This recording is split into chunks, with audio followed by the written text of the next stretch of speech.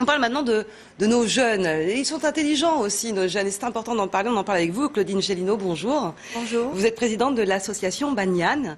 La Journée nationale des jeunes organise depuis 7 ans des rencontres entre organisations patronales, fédérations professionnelles, acteurs publics et les jeunes. Est-ce que les jeunes ont besoin d'avoir le pied à l'étrier pour rencontrer le monde de l'entreprise? Est-ce qu'il y a une forme d'étanchéité entre les deux?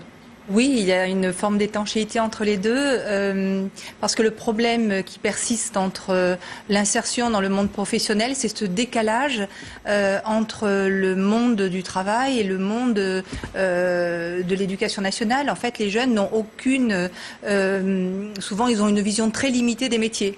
C'est très déconnecté. On a pourtant le sentiment qu'il y a par exemple ce fameux stage en entreprise, mais c'est superficiel et ça ne donne pas une vision claire, ça n'établit pas de lien entre les jeunes et les entreprises. Non, c'est pas superficiel, tout est bon à prendre, mais en fait, on s'aperçoit que pour une orientation, rien de plus efficace qu'un entrepreneur, qu'un artisan qui parle avec passion de son métier, qui montre, qui explique, qui se transmet, etc. Donc, alors comment vous faites, vous, pour créer ce lien? Alors c'est très simple, on gère un portail qui s'appelle jndj.org et sur ce portail, les entreprises peuvent ouvrir leurs portes et ce portail est en lien avec le ministère de l'Éducation nationale et avec effectivement des enseignants qui s'inscrivent sur des portes ouvertes en entreprise, peuvent accueillir des professionnels dans leur lycée, tout ça donc pour ouvrir les jeunes au monde du travail. Est-ce que les enseignants eux-mêmes sont formés pour développer ces contacts entre leurs élèves et les entreprises?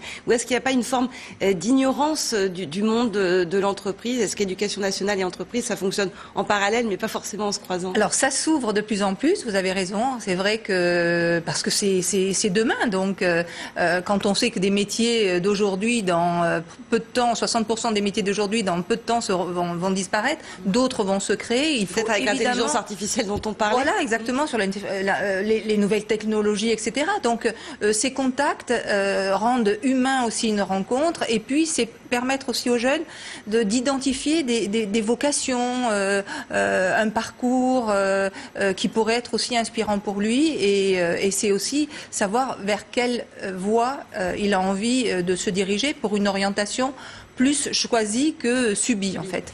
Est-ce que là aussi la France a un peu de retard par rapport à d'autres pays où la formation professionnelle, je pense évidemment à l'Allemagne, est beaucoup plus développée, beaucoup plus instaurée? C'est ce que souhaite d'ailleurs faire le gouvernement. Oui, alors c'est vrai qu'il y a énormément il y a les réformes qui viennent d'être menées sur qui vont dans le bon sens. Et qui vont dans le bon sens. Alors on est en train de mettre à plat effectivement, de rencontrer les acteurs professionnels, éducatifs, etc. pour voir comment on peut améliorer l'avenir, parce que les formations doivent absolument amener à un travail. Donc pour moi, l'orientation est au cœur des entreprises. Les jeunes sont demandeurs? Les jeunes, évidemment, sont demandeurs. Et évidemment, ça commence à quel âge, cette orientation? À quel âge est-ce que c'est important que ces deux mondes commencent à se rencontrer? Pour moi, le plus tôt possible est le mieux. C'est-à-dire à partir du collège, vraiment, quatrième, troisième. Et même une information sur le monde de l'entreprise. Qu'est-ce qu'une entreprise? À quoi ça sert? Comment ça marche? Etc. Ce sont ce sont des questions qu'il faut se poser. Le jeune a son environnement familial, mais au-delà, il peut avoir lui aussi, nous sommes tous uniques, on a tous des appétences particulières et en fait les jeunes ne voient pas du tout le monde de l'entreprise comme nous on peut le projeter. Donc cette proximité et cette meilleure connaissance de l'entrepreneuriat, c'est aussi comment j'entreprends ma vie, mais comment je mène apprendre les enfants à se considérer eux-mêmes comme de mini-auto-entrepreneurs.